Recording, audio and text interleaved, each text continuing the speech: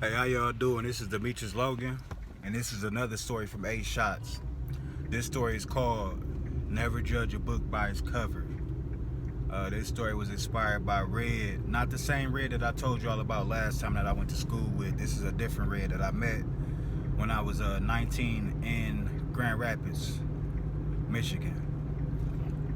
Red was, I'm gonna tell y'all about Red. Red was, first of all, I thought Red was a lot older than what Red was. I thought Red might have been my age. I had met Red through some mutual friends, and when I met Red, he was Red. Red was a light-skinned dude, tall, not fat, not slim, but little husky, a little bit, just a little husky.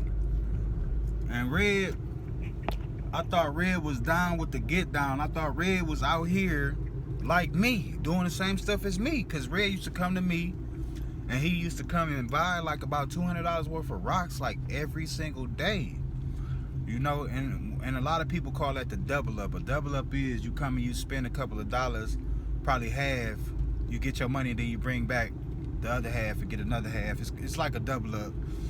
Anyway, Red was every day he'd come and he'd get that for me. He did that for like 2 or 3 months. Every day he'd come and spend about $100, $200 with me every single day. So, as time went on, after a couple of months passed, I started noticing like what Red would come and get would be smaller and smaller. It went from like $200 worth of rocks to like $100 worth of rocks to like $50 worth of rocks. Now he out here spending $20 and $40 worth of rocks.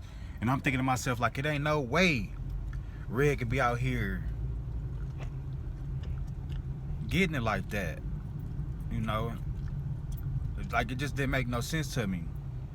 Come to find out, Red was smoking, okay? Yeah, you heard me right. Red was smoking, you know what I'm saying? And the reason I found out Red was smoking is kind of crazy, because I had ran into Red mama on the elevator, you feel me? I was just about to leave my apartment. Now keep in mind, I had just served Red 2 20s this day, you feel me? I had just ran into his mama on the elevator. And she was sad, you know what I'm saying? And I'm trying to figure out like why she's sad, I'm like, hey, how you doing? Where Red at? She like, Red just went to jail. I'm like, what Red go to jail for? Red just went to jail for attempted rape on a white girl. I said, what? Yeah, she said Red had went to jail, the same Red who I had been serving, because I thought he was like me. I thought he was banging and slanging like me. But Red was smoking and choking and puffing and puff. And the reason that I found out that he was smoking is because that same time on the elevator when his mama told me that he had went to jail, she had also let me know that Red had been smoking. Red had been smoking crack. She didn't know he was getting it from me. I wasn't gonna tell her that I was, serving him up, but it kind of threw me for a loop. And I also found out, she also told me, I'm thinking Red was 20. Maybe 19, 20, 21, somewhere up in there. She told me that Red was 16 years old. Red was smoking crack and he was 16 years old. She told me this on the elevator, because when she said that the police took him, she said, that she needed to go down there because he was a minor. And I'm like, how old is Red? She said he's 16. He's 16. He was 16 years old smoking crack. 16 years old smoking crack. He just looked like he was grown. See, that's my whole thing is you never judge a book by its cover. That's gonna be the name of this story. The name of this story is never judge a book by its cover, because you never know. And hell, as far as I know, Red's still locked up to this day. I don't know. I never heard anything else from him.